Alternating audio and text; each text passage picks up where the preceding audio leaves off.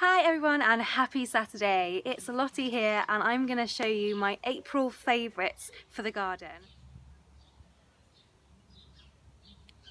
So I'm going to start with the ultimate border favourite because the garden performance on this is fantastic. It's easy to look after, low maintenance, and the flower power on it is fantastic. It will just keep on flowering through the spring and even into the early summer, and sometimes if it's a good year it will even have a little flower just before the autumn, so it really is a good all-rounder. This is a Rismum Bowls Mauve. It's a fantastic plant for the garden. It's quite easygoing, it doesn't really mind too much what soil it's in. It can even handle a little bit of clay as long as you put in a bit of sand in there, a little bit of drainage. It's quite easy. It's fantastic in containers, so if you haven't got a big garden, you haven't got any borders to plant, maybe you're in rented accommodation, this is a great plant for you because it will keep flowering. So this is the main flower that's on here now. I would say that's probably about 2 weeks old, and then if I move it up ever so slightly, you can see there are loads and loads of buds to come, so that's just going to keep on flowering through the spring. Really nice plant, and also, like I said, it can flower in the summer as well. It's such a striking plant. It's a short-lived perennial, so it will die down in the winter and then come back each spring. I absolutely love the purple on here. It's so pretty. Look at that, it's gorgeous. Who doesn't want that in their garden, especially this time of the year? I love muscari. I probably bang on about muscari far too much, but it's such a cute plant. Look at these gorgeous buds and blooms coming. Now these open up into really bright blue blooms throughout the spring. You can see at the top, these are going to come out first, and then if I bury down, there's some more buds just hiding through. There we go, just a few more buds hiding through, and that will give you another set of flowers. So this will keep flowering for a good few weeks, giving you plenty of colour throughout the whole of the spring, so throughout April, even into May as well. Now this is such a good plant because you can put this in a border right at the front for a nice bit of low colour, or you could even put this in a container or do something different with it. I made a really cool video a few weeks ago on a tranquil patio project. So I took a really nice bowl from a charity shop that I found, really blue pearlescent bowl, really quite nice, and I put muscari in here. I'll link the video down below so you can have a look and you can have a go at creating your very own little patio project with this muscari. I also love the fact that the blooms can be cut and you can put them in a little posy and put them in a beautiful vase inside the home. I actually like using the milk bottle jugs, the little milk bottle glass jugs, and putting a few stems of muscari in. Simplicity at its best, but looking amazing for the home. So great for the garden, great for the home, great for the patio. It's a win-win all round, and as it's a bulb, it will die down and it will come back year after year.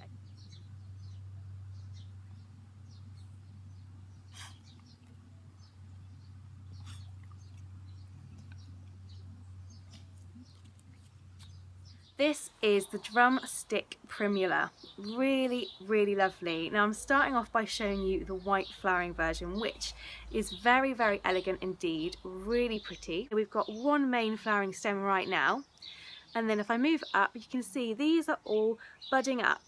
So they're going to come out later on in the spring. So you've got successional flowers, which means you're going to get flowers that last a long time. It's going to keep giving you lovely interest and looking beautiful through the summer. Hi, Kobe dog. Again, this is a perennial, slightly tender perennial, so put it somewhere a bit sheltered, closer to the home, or underplant it near a shrub, but it will spread just a little bit each year and it will come back and give you flowers this time of the year, sort of March, April, into May. Fantastic flowering plant. Now this is the white flowering version. If you prefer a bit of vibrancy, I've also got that covered. Drumstick primulas also come in a beautiful lilac colour and a beautiful pink. Look at how those colours pop. They are proper jewel colours. So good for this time of the year. It's been winter for far too long this year, so we need to get a bit of colour in our gardens, and these are fantastic. So you could have a container garden with these in, a small border, a small planter maybe. You don't have to have a lot of space, and again you've got buds coming for later on in the season, later on in the month. It's going to keep flowering for quite a long time. Love it. Get prepared and plan ahead in the garden. It's so simple to do to get the results later on in the year. So if you want some early summer flowering plants, even later summer flowering plants. I'm going to show you a couple of things that you can plant right now.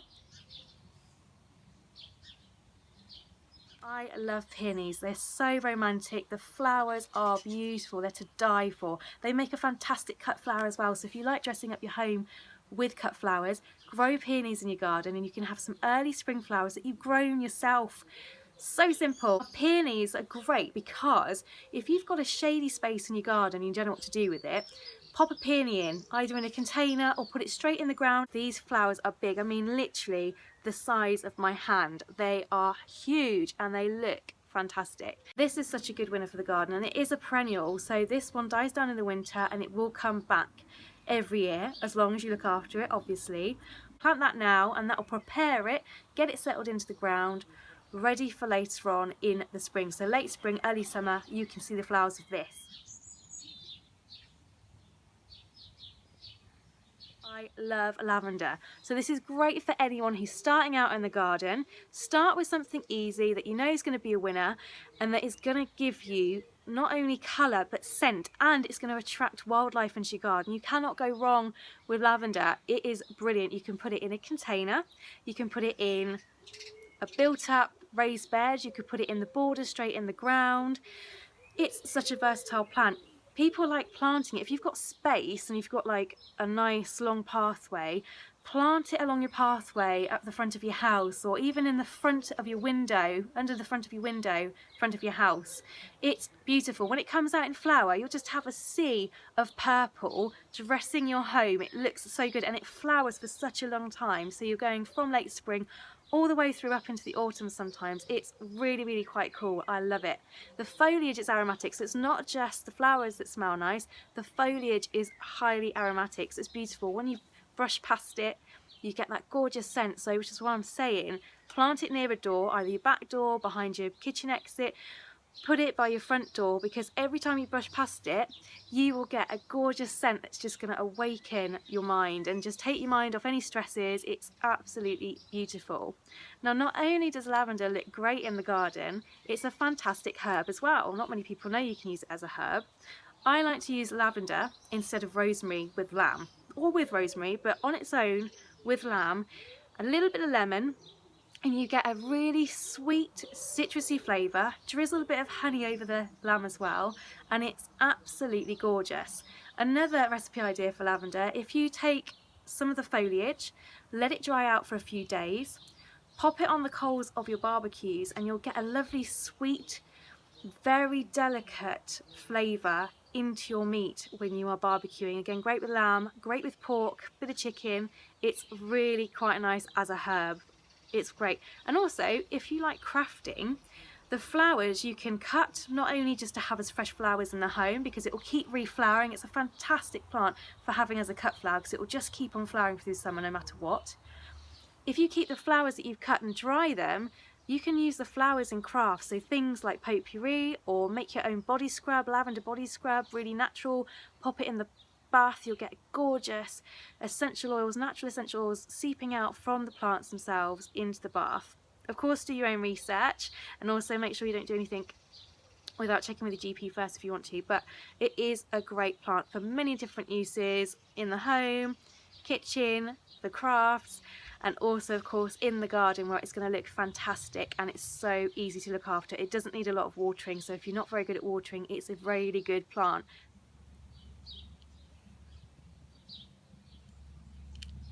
Lily of the Valley has got such a superb scent. You can't go wrong for adding interest into your garden to enlighten your senses. So it's not just about the beautiful flowers, which are gorgeous, they're elegant, they look fantastic in a posy if you use them as a cut flower, but it is about scent as well, and going out into the garden and in an environment where you can chill out, relax, have a nice glass of wine in the evening or a nice cup of tea, and smell these gorgeous scents in your garden. So mixing the lavender, the aromatic from that, the gorgeous fragrance you could get from Lily of the Valley later in the spring.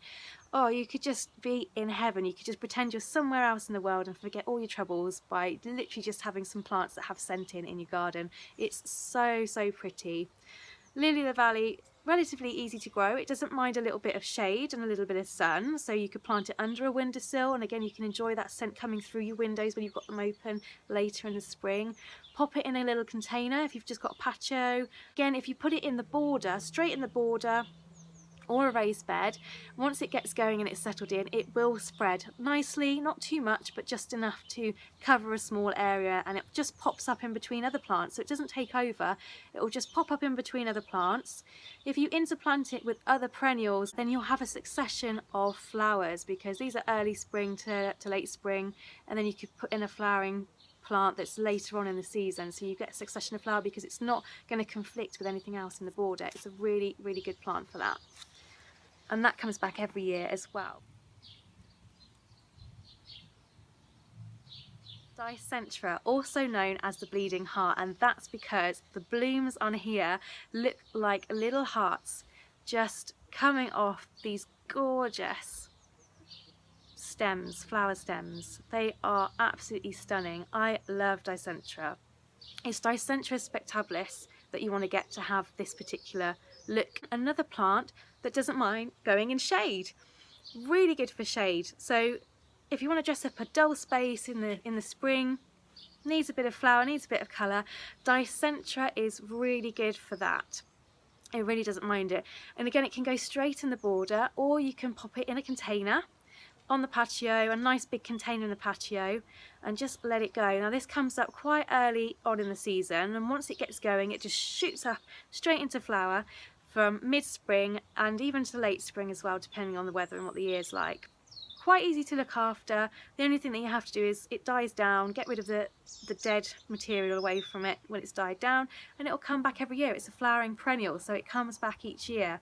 And again, plant it with other stuff like the lavender that's going to flower later. You get flowers now with the Dicentra, plant it next to the lavender, so when this is finished flowering, you know you're going to have flowers coming out very soon with the lavender. It's really good. If you're going to plant a border, you want it to be low maintenance, you want it to be easy, and you want to have coverage all year round.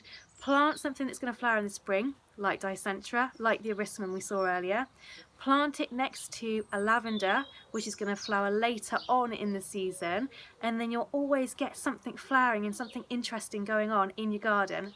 Really simple, really easy. That is my April favourites. There are so many varieties that I have and could name and also list and show you, but for the moment I think those are my top picks right now that I've got for my garden, and I'm going to put in my garden. I've had in my garden previously, flower beautifully. They're great garden performers, they're relatively easy to look after. Get out in the garden, enjoy yourselves, and just get a bit of colour out there. It doesn't have to be all doom and gloom. We're going into spring now, there's loads of things that are flowering that you can really dress up your garden with. Make sure you follow me on Facebook and Instagram, just search @LottieKnewIt, and you'll find me on there for more inspirational photos and updates of what I'm up to in the garden. Thanks so much for watching, guys. Be sure to subscribe, and I will see you next time.